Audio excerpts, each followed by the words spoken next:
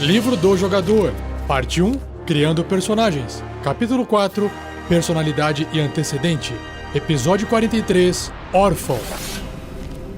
Regras do D&D 5e. Uma produção RPG Next. Sejam bem-vindos a mais um Regras do D&D 5e. Eu sou Rafael47 e nesse episódio irei apresentar a vocês o que o livro do jogador do RPG Dungeons & Dragons 5ª edição diz sobre o antecedente órfão ou garoto ou garota de rua, em inglês urchin.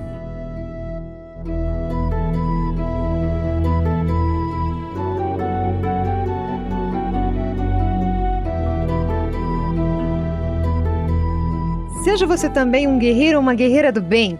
Para saber mais, conheça nossas metas e recompensas na campanha do Padrim em www.padrim.com.br/rpgnext.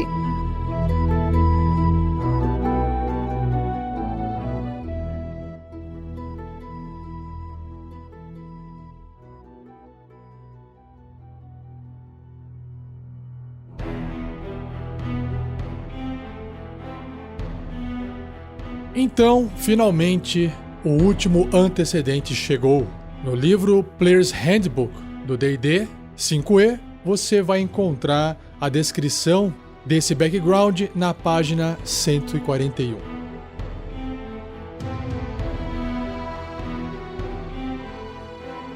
Então você, jogador que escolheu esse passado para o seu personagem, saiba que provavelmente ele cresceu nas ruas, sozinho, órfão e pobre. Ele não tinha ninguém para cuidar dele ou alimentá-lo. Então aprendeu a se virar sozinho. Ele lutou ferozmente por comida e se manteve constantemente atento a outras almas desesperadas que pudessem roubá-lo. Ele dormiu em telhados e becos, exposto aos elementos e suportou doenças sem a ajuda da medicina ou um lugar para se recuperar. Ele sobreviveu a despeito de tudo e conseguiu isso através de astúcia, força, agilidade ou uma combinação de cada um delas. O seu personagem começa a carreira dele de aventureiro com dinheiro suficiente para viver modestamente, mas em segurança, por pelo menos 10 dias.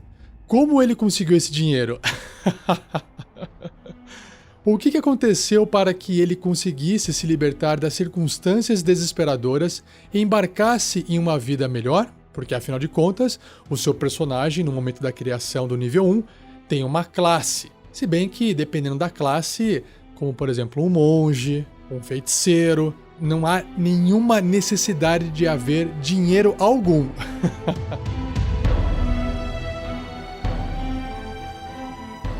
Já na parte sistêmica do livro, o seu personagem de rua, morador de rua, ou ex-morador de rua, né? Tem proficiência em perícias ou habilidades, furtividade e sleight of hand, que é o truque com as mãos. Muito utilizado para pequenos furtos, abrir cadeados, esse tipo de coisa. Já em proficiências em ferramentas, ele sabe utilizar, aplicando o bônus de proficiência, um kit de disfarce e ferramentas de ladrão, o que combina com o passado do personagem. Por fim, em equipamento, ele possui uma faca pequena, um mapa da cidade em que ele cresceu, um rato de estimação, um pequeno objeto para lembrar dos pais dele, um conjunto de roupas comuns e uma algibeira, um cinto com bolsinhos, contendo 10 moedas de ouro. Uma das características que o livro apresenta sobre esse passado, esse antecedente, são os segredos da cidade. Ou seja, o seu personagem conhece os padrões secretos e o fluxo das cidades e pode encontrar passagens através da expansão urbana que os outros deixariam passar. Quando o seu personagem não estiver em combate, ele poderá, junto com seus companheiros, se ele estiver guiando os companheiros, viajar entre dois locais quaisquer da cidade com o dobro da velocidade normalmente permitida. É como se eles tivessem acessado um atalho, atravessando os becos, ou, por exemplo, uma cidade mais elaborada, uma cidade maior, com mais infraestrutura, pelos esgotos. Ou até pelos telhados, no estilo Aladdin.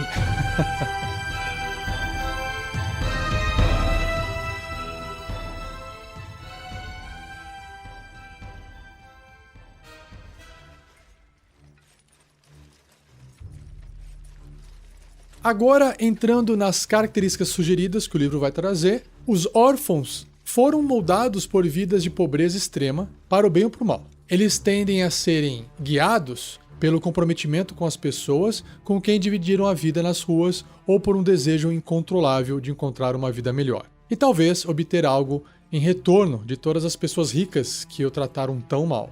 E é com base nessa característica de vivência desse personagem, desse background, que serão construídos os traços de personalidade, que você vai escolher 2 entre os 8 citados, um ideal entre os 6, um vínculo entre os 6 e um defeito entre os 6.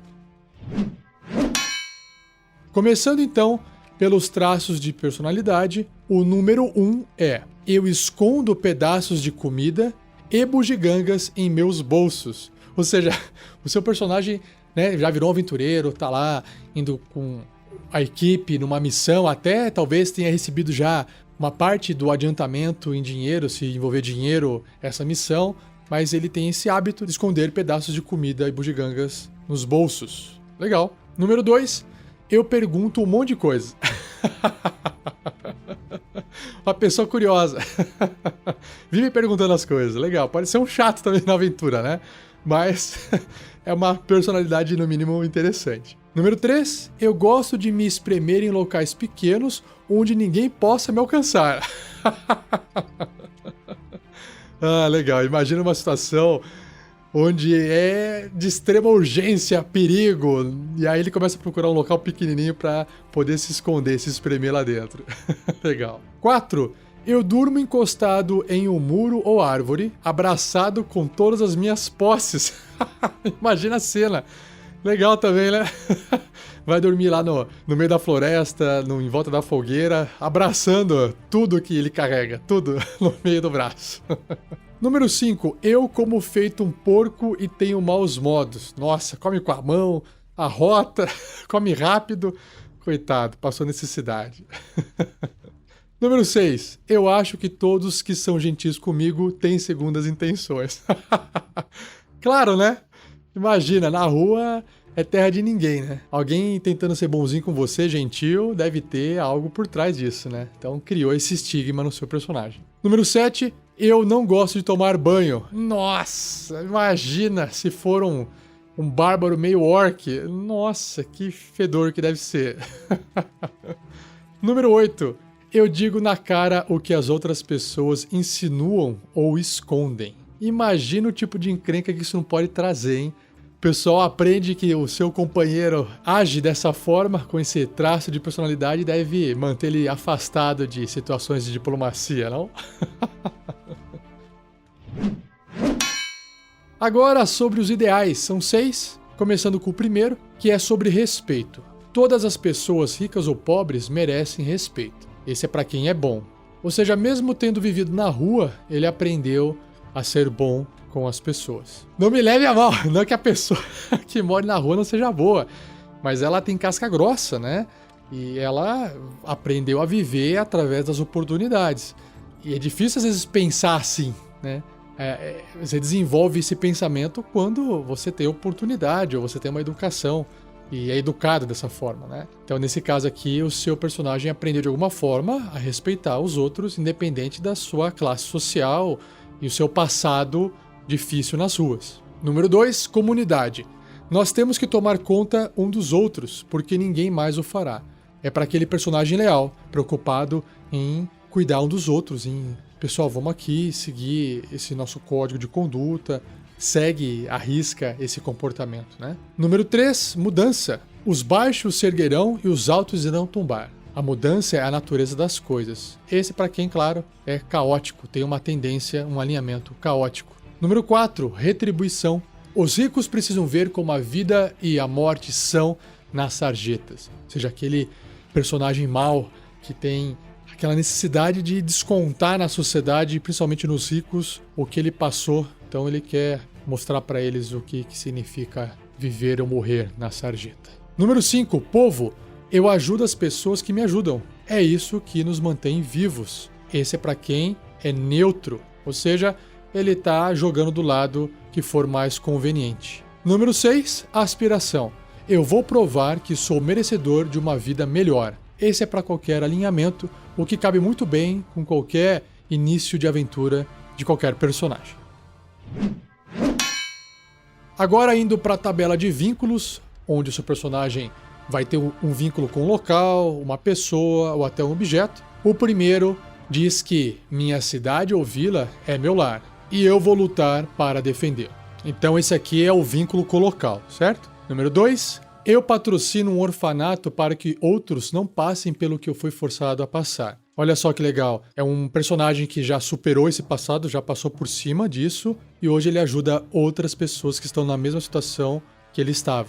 Número 3, eu devo minha sobrevivência a outros órfãos que me ensinaram a vida nas ruas. Legal também esse, né? Imagina aquele personagem mais vivido, mais experiente, que agora ele, sempre que puder ajudar de alguma forma, os outros órfãos ele vai ajudar. Quarto vínculo, eu tenho uma dívida que nunca poderei pagar com uma pessoa que teve pena de mim. Talvez uma pessoa rica te ajudou no passado, te deu educação, te deu comida, te ensinou e te formou, te deu oportunidade para você se tornar o que você é hoje. E você tem essa dívida com ela. Número 5, eu saí da minha vida de pobreza roubando uma pessoa importante. Sou procurado por isso.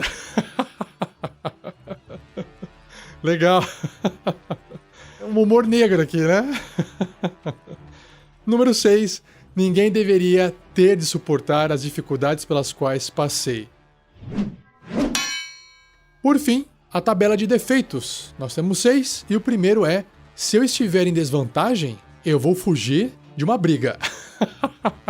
Faz sentido, né? Ele aprendeu a sobreviver, provavelmente fugindo quando as chances eram menores para o seu lado. É assim que você sobrevive. Então ele aprendeu, isso é um defeito que ele leva até hoje na vida dele. Número 2. Ouro parece ser muito dinheiro para mim e eu faria praticamente qualquer coisa por mais dele.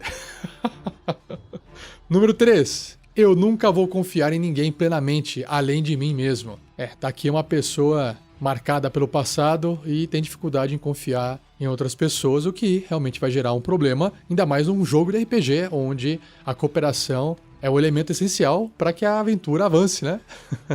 Número 4. Eu prefiro matar alguém enquanto dorme que uma luta justa. Ou seja, ele não está preocupado com a honra do que ele está fazendo. Está preocupado em sobreviver. Nem que tem que matar essa pessoa enquanto dorme. Então é um defeito. Mas até pode ser um fator determinante para a sobrevivência também, né? Número 5. Não é roubo se eu preciso mais do que outra pessoa. Ah, tá. É assim que começa, né? Legal. Número 6. As pessoas que não podem se virar sozinhas têm o que merecem. Eita. Não é bem assim. Mas esse é um defeito do seu personagem. Ele aprendeu a se virar sozinho. Então, logo, se tem alguém que não sabe se virar sozinho, tem o que merece, né? Tá aí o último defeito da tabela. Bom, e assim a gente termina esse episódio, que foi o último antecedente, o último background da lista de backgrounds do livro. Se você gostou desse episódio, não se esqueça de compartilhar. E claro, se você quiser agregar a discussão, acesse o nosso post e deixe lá seus comentários. Se você gosta do nosso trabalho e gostaria de conhecer mais coisas que o RPG Next faz e ainda não teve a curiosidade de dar uma olhadinha no nosso site, já vou adiantar aqui para vocês que a gente também tem outros podcasts, uns de aventuras RPG, alguns de bate-papo e até um podcast sobre outros sistemas, no caso GURPS, 4ª edição. Então dá uma acessadinha no nosso site rpgnext.com.br e dá uma olhadinha nos outros conteúdos que a gente tem por lá, beleza? E claro, não perca o próximo episódio daqui a uma semana, onde irei entrar num novo capítulo do livro, que é o capítulo 5, Equipamentos. Beleza, pessoal? Obrigado, um abraço para vocês e até o próximo episódio.